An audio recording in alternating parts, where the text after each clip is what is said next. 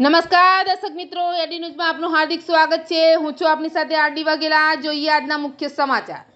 અંકલેશ્વર જીઆઈડીસીમાં નવદુર્ગા મિત્ર મંડળ દ્વારા આયોજિત 38માં મેગા નવરાત્રી મહોત્સવમાં ખેલૈયાઓએ ગરબાની રમઝટ બોલાવી ગરબે ઝૂમ્યા હતા।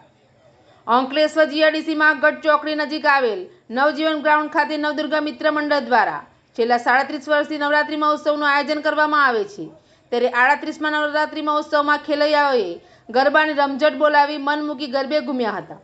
એડીનું સાથે રિપોર્ટ જયેશ પ્રજાપતિ, અંકલેશ્વર।